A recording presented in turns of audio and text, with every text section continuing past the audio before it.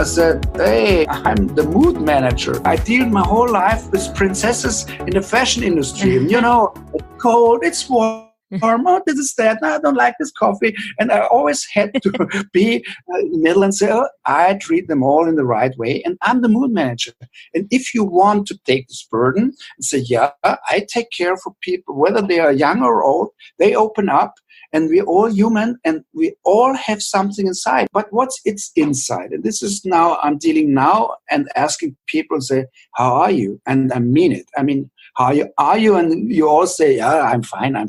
But then if you said, I'm fine, you don't feel that he's fine, you can ask again and say, hey, it seems for me, is something going on? You want to talk about it? So just start with the question. Maybe he's just wanting to tell you. Slowly but surely, you get really people to open. And then I said, then you have to take the time. You have to really be the real deal. And you have to show that you care. First of all, I love the title mood manager because I think as a leader, you have to be a mood manager. And this really comes down to emotional intelligence of understanding your own emotions, but everything that you said, just asking one question.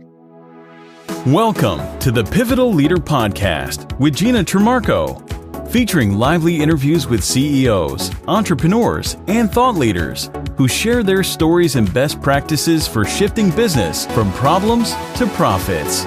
Sit back and get ready to pivot.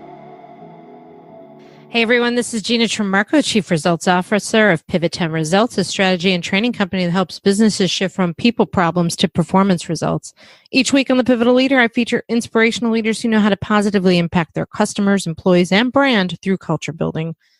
On this episode of The Pivotal Leader, I interviewed Ulrich Kellerer, business leader, inspirational speaker, and mental health activist from Munich, Germany.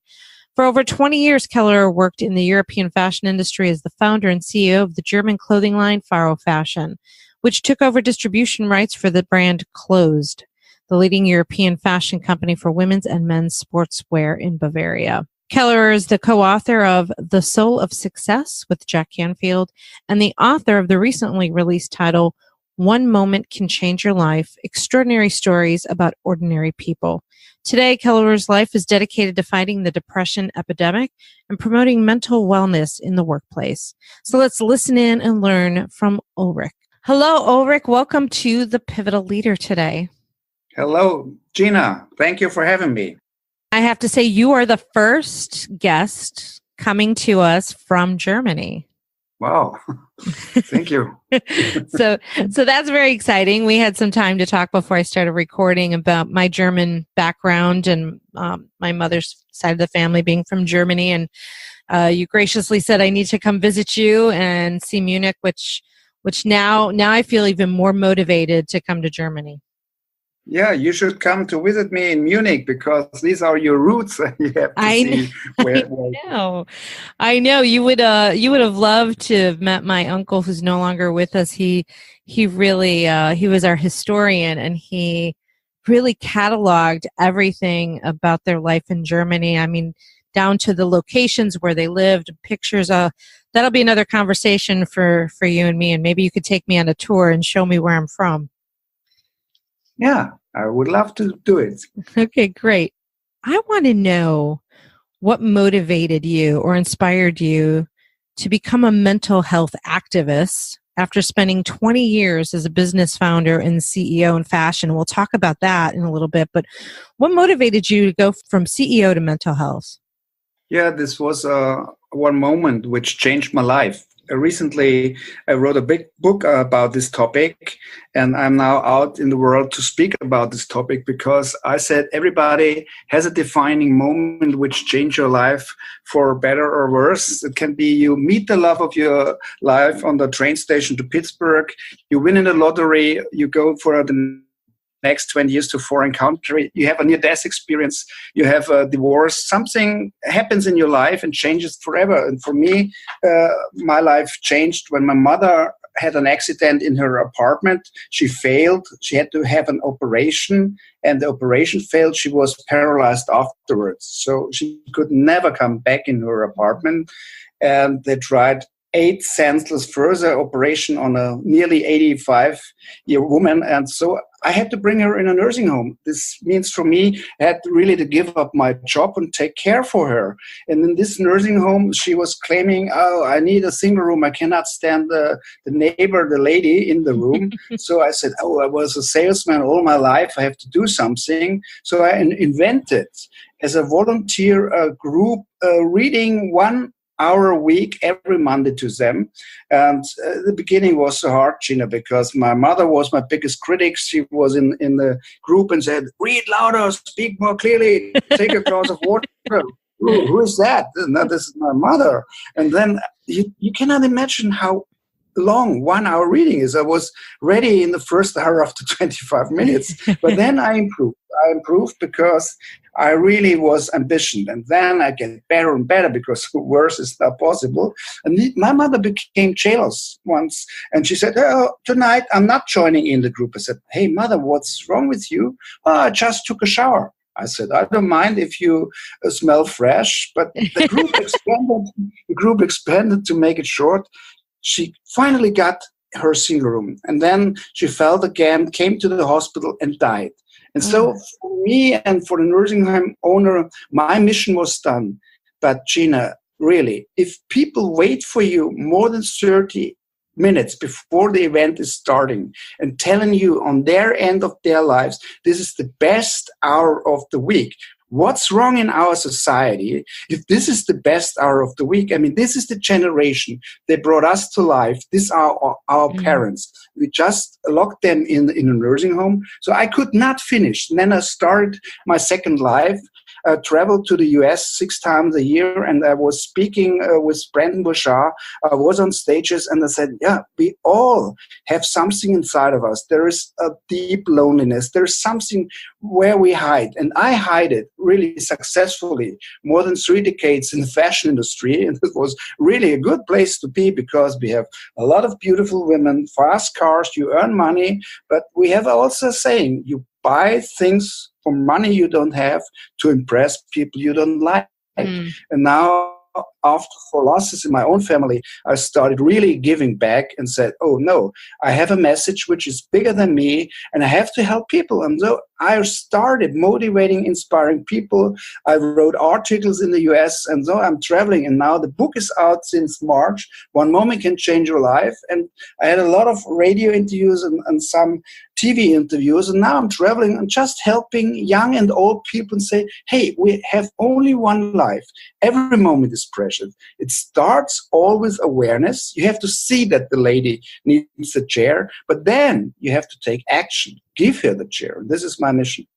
Boy, that's a really powerful story. You actually got me emotional. I was trying to hold back my own tears, thinking about my own relationship with my mother. And I think we lose track of what's important, and we work so hard every day, whether we have jobs or we own companies, and we forget that we have a very limited time here. Exactly. Yeah, exactly. So you went from the fashion world as a CEO to really traveling the world trying to help people and thinking about just this mindset. Were you still a CEO when you started applying some of this, or had you already left the fashion world to do it? I left the fashion world finally now in this year in January. Okay. I was still in the franchise business, and I really was working for a very famous brand, Closed. It's very well known. I worked more than 20 years for this brand, but I really lost it finally in January because I had no more time, and as the clock is ticking, I have to give back and I have to motivate people, because in all my interviews, I also heard that loneliness is really a matter in the US, and young people, we watch computer, TV, WhatsApp, and our black box, what I call. These are 3 hours every day. These are 13 years of our life. And we lose the biggest ability of humankind, which is communication. We don't talk to each other anymore. We don't listen anymore to each other. We go together for dining, and then 5 people have 5 cell phones in their hand. And I mean, if we lose this really skill, this biggest ability to communicate, talk to me, tell me your story. And you know what I found out in a nursing home? This is the generation. The children don't have any time. They know all the stories. The nurse has no time, and their stories are gone forever. If they die, nobody was really collecting the stories. So I interviewed also some people in my group in a nursing home, and their stories are in my book as well. And they have then, again, this really shining in their eyes, and they're part of something. And I don't speak about Facebook group. They're part of a real group. And then I told them, hey, if I'm out in the US, let's say for 1 week, the only promise you have to give me that you are still here when I come back. And they say, I will. And you know, Gina, we have a miracle. I really found out very late. When my mother passed away, we had a holy mass in November, and I joined in with my wife, and then they said, oh, we will light one tea light for every loss this year. And I said, what are they doing? They lighted 51 candles in 52 weeks, which means there's an average of one person dying a week. And I was thinking back and said, yes, I had 4 losses in the first 6 months of reading. And now the miracle is, since more than 2 years, nobody died anymore in our reading group. And the oldest one is 108 years old. Wow. She's the oldest lady in Munich. They interviewed her for her life. She has 2 pages in the biggest newspaper in Munich, and she's 108, and nobody dies anymore. And then I had this saying in interviews, and I hate to say, Ulrich, this is good. You're an angel, and you help them living longer. And you know what the German said? It's not good. You remember when you waited for a single room for your mother? I said, I'm not so cynical at all. For me, I'm just the entertainer. Sometimes they fall asleep, but I'm here. I tell them even jokes, and I said, my mission is, if one goes more happy to bed than he was before, my mission is done. And they all sit there 30 minutes before the event is starting every Monday. And we're doing it together, my wife and me, since more than 4.5 years. And this 1 hour changed my life. And so my mission is really, I tell people, everybody can and should do something to better the world.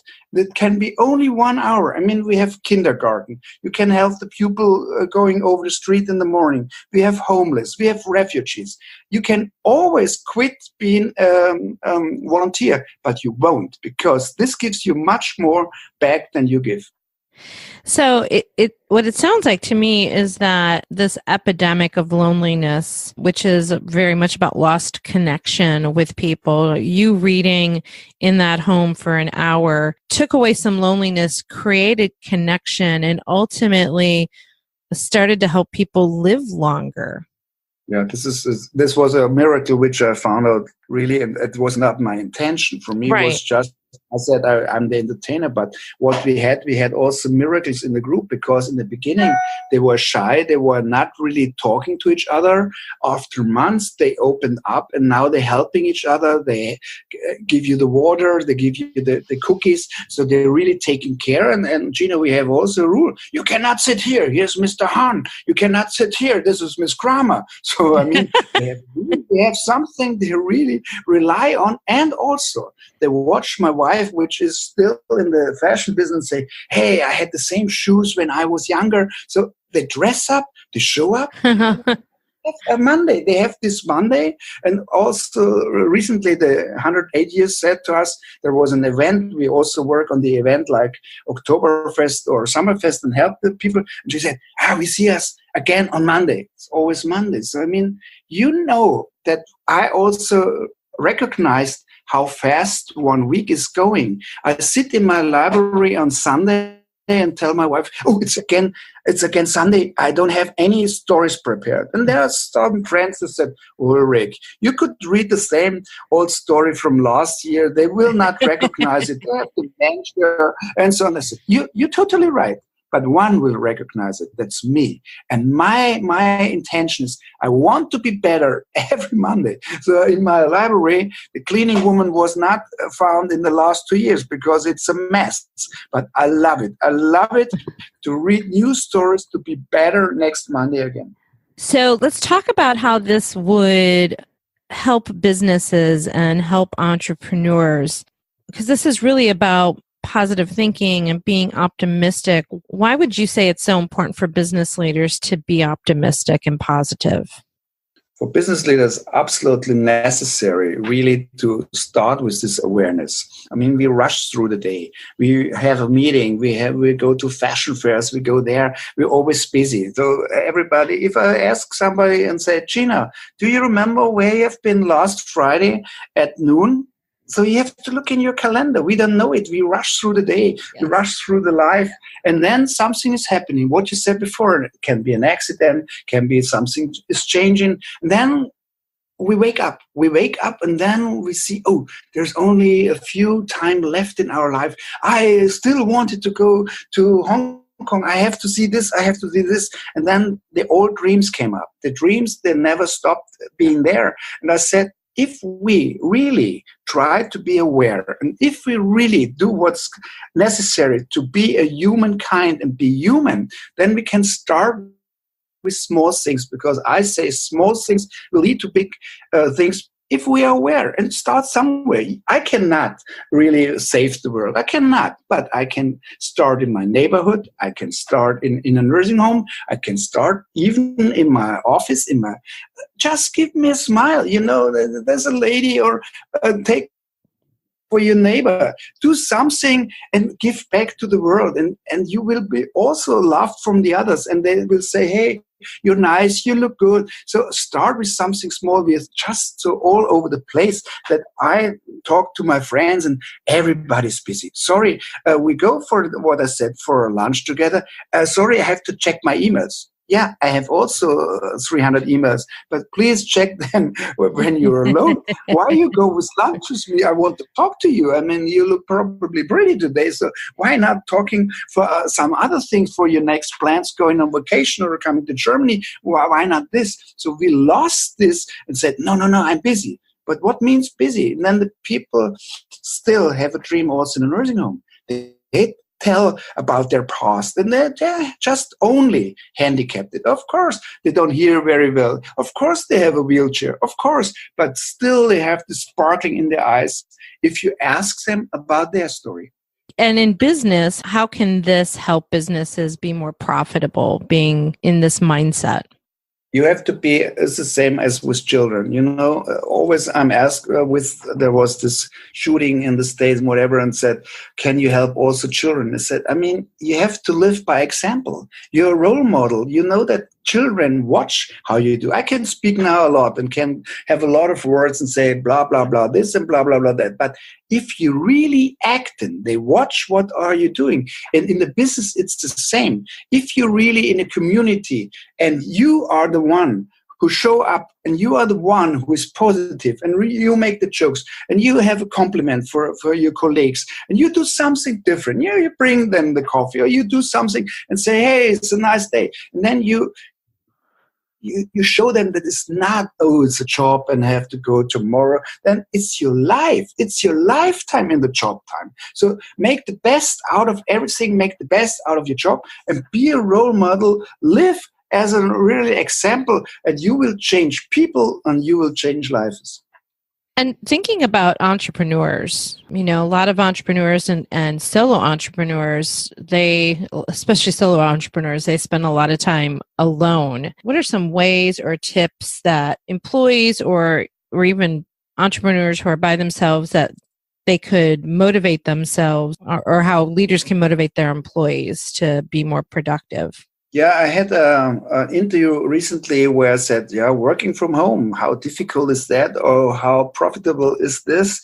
I mean, you have to have discipline. Of course, you have to have discipline and you have to have a plan, and you should also have a structure. But one thing in mind helps you, and it means you get up with you in the morning and you go to bed with you in the evening. In the meantime, you meet or talk maybe with a lot of friends and neighbors, colleagues, or your boss, whatever. But it's you. So it's your life. You should respect yourself much more and say, I'm not stumbling through the day. Oh, I still have 2 days till weekend. Oh, this is a really hard week. No, it's really your life. And every day you get 24 hours more, if God will, and then use this time. Use it in your direction. If you have ideas, bring them up. Don't be shy and say, oh, my boss will fire me if I tell him what I'm really saying. No, do more than what's needed and do more what you can. Try to stretch you a little bit and have a goal and say, yeah, I want to reach in business much more. This year, I want to earn much more money. What do you have in mind? And I mean, it should be a little bit more fun. When I was writing my first book, it's all about fashion. There is no second chance for your first impression. I said, you don't have to follow always every trend and do what the advertising. You should have a little bit more fun, and it starts and it ends. Everything starts and ends with you. I like that you say you wake up with yourself and you go to bed with yourself. It's really about motivating yourself with everything. Yeah, you have to motivate you.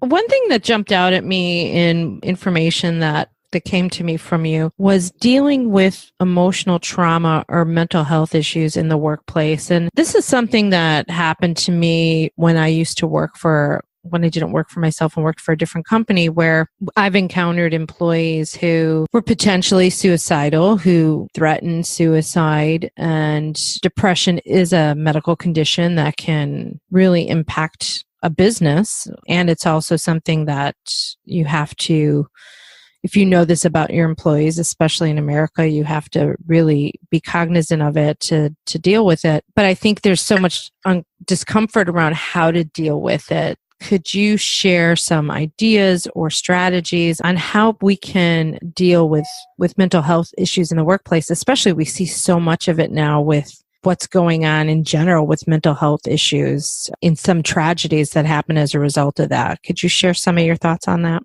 Yeah, this is why you say this. When I started collecting and interviewing people for this book, One Moment Can Change a Life, there is a friend of mine who gave me a story where he really committed suicide. And then he wanted that I also write his name with the first and last name, because still today the parents don't know that he wanted to kill himself.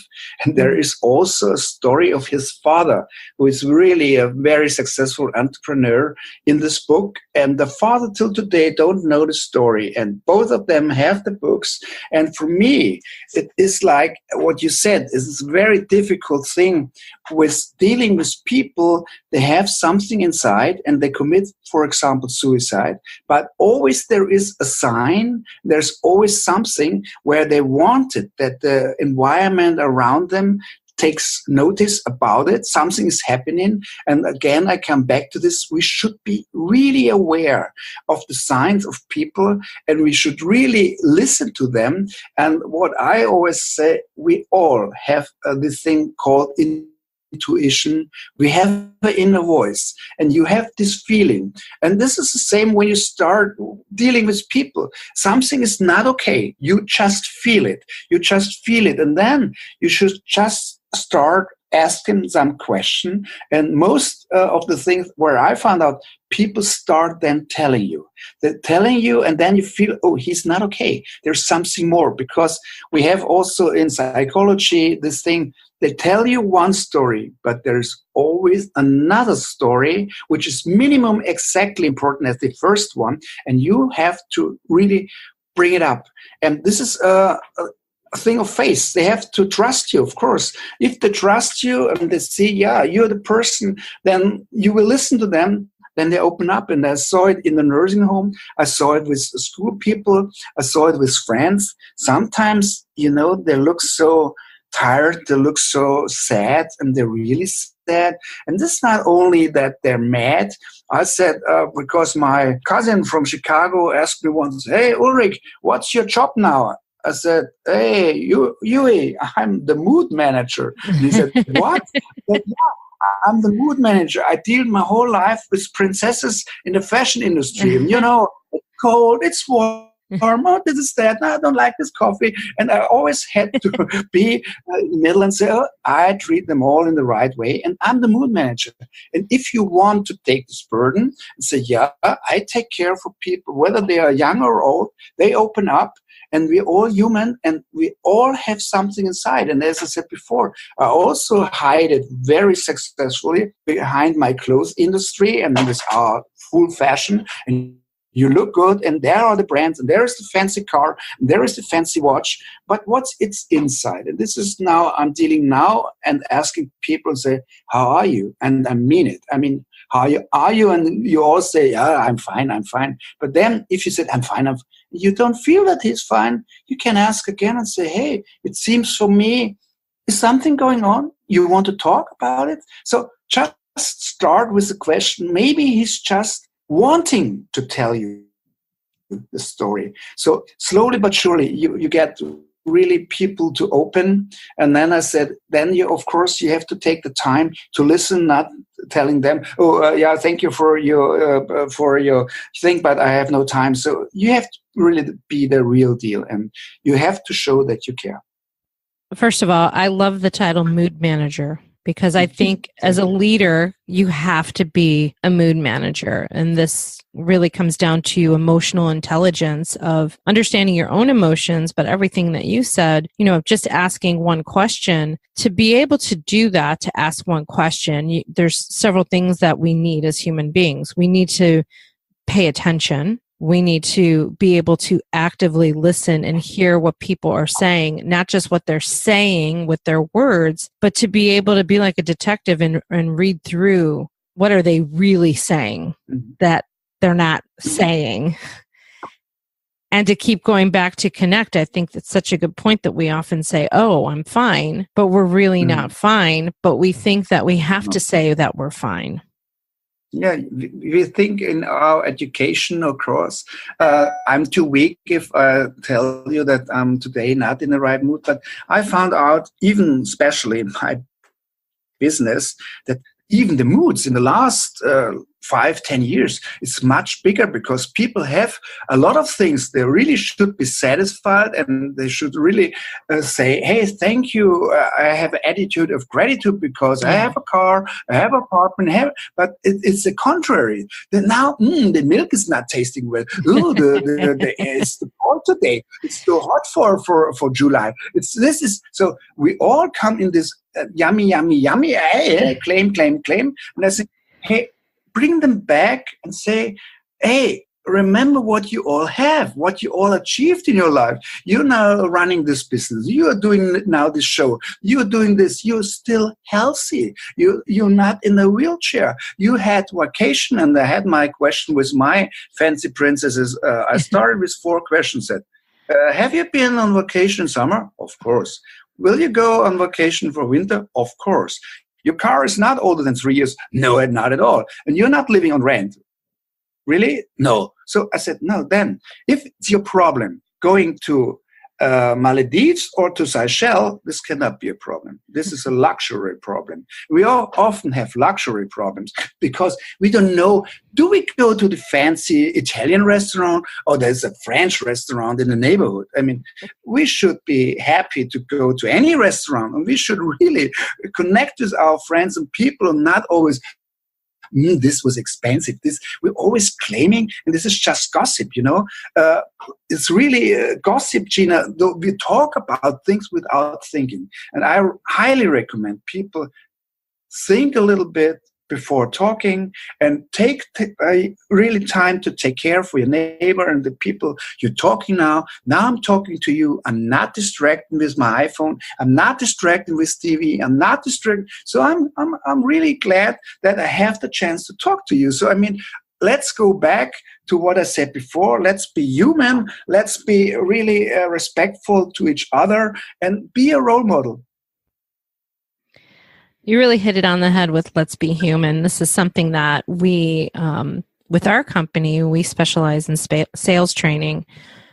We talk about being human and not constantly processing and following a playbook. While you need to know a process, really the sale comes from the human connection and the true caring about someone, even if it's your customer, it's your prospect. How can you connect better that creates that bond that leads to more business by being human? There is a very good saying in the United States from a very successful advertising company, and their slogan is "People buy people." And I 100% agree, Yes. because I don't need another coat, I don't need another pair of jeans, and I don't need this and that. And if we talk about Italian, you know that the consume of coffee is very high in Germany, and we have a coffee here and you have coffee here, and the same as in the States. There's a Starbucks here and the coffee here, but even in Germany, we go to the Italian Segafredo because he said, "Hey, I have tiramisu made by Mama." And so I don't need a tiramisu, but he said, if he means it, I have a fresh tiramisu from Mama, and I can drink my espresso all over any places. But I go there where people treat me like human being, and he shows me that he cares, and he even cares for my calories. And I have, of course, also the tiramisu from Mama. I think I'm going to go for the tiramisu. Starbucks does not do that yet, so they might want to think about that. But it's really right. It's giving people another reason beyond the commodity of a cup of coffee, and that can translate into any business. What are you doing to differentiate yourself that creates a connection that people want to be with you or spend money with your company? Of course. I mean, this is always the people.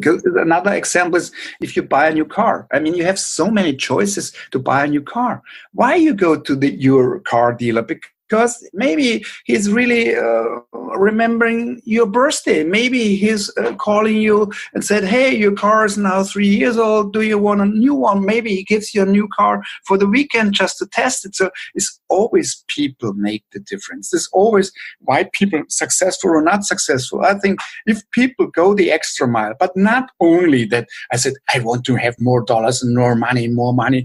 If you just take time and say, okay, I want to listen to my customer. And I also say, why did we lose you in the sales? Is there a problem? Maybe I can invite you for a coffee and you tell me privately what was wrong.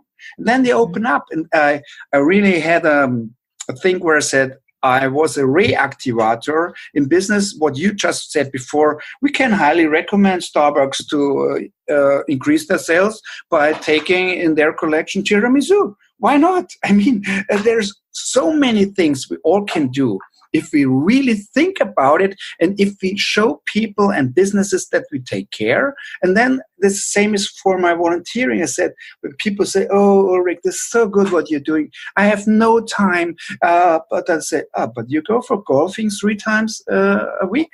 You don't have to tell me. You can start something. It will transform you. It will change you. And it will give you much more back than you're giving. And I highly recommend to people, try it out. You can stop tomorrow. If you said, no, it's not good. And I have also a friend of mine said, "Ulrich, doesn't it depress you going every week in a nursing home where your mother passed away? Don't you think you will end up in the same nursing home?" I said, I think the contrary. I think, God, you have seen me so many times spending in a nursing home. You will not put me in a nursing home. So it's always the way you see it.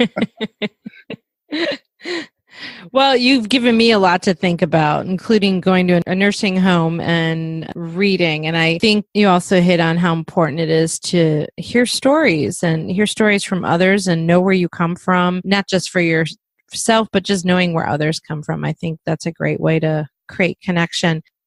Our time has already gone by really, really quickly. And before we wrap up, if people want to connect with you, do you go into organizations and help them with this kind of positive thinking? Yeah, I speak also for organization and for charity. companies. I will now speak for Lions Club here in Germany, and I'm now here in Austria, in Vienna, in this beautiful city. And tomorrow I will be on stage. I think 800 people are in the room, and I will speak about how one moment can change your life. So I try to help young and old, and if people want to reach me, they could go to my website, which is Ulrich-Kellerer.com. I spell it again, Ulrich-Kellerer, KELLERER.com. So I really would be glad if somebody connects with me, and if I can help somebody of your listeners, I really like to do it. Okay, great. We'll include all that information in the show notes, including your website for people to connect to you. And I really appreciate your time today, Ulrich, to be on The Pivotal Leader with me. Thank you, Gina, for having me. And really, I invite you to come to Germany, and then I show you all the routes where you come from. Okay, I can't wait. Okay. Well, it's time to wrap up this episode of The Pivotal Leader. One more time, we thank Ulrich Kellerer for being with me on the episode today. And to you, our listeners, for listening in. I really appreciate it. And don't forget, if you want to maximize, you need to improvise. Take us out, cool voiceover guy. You've been listening to The Pivotal Leader with Gina Trimarco, owner and founder of Pivot 10 Results and Carolina Improv Company. You can find show notes for this episode on our website at thepivotalleader.com.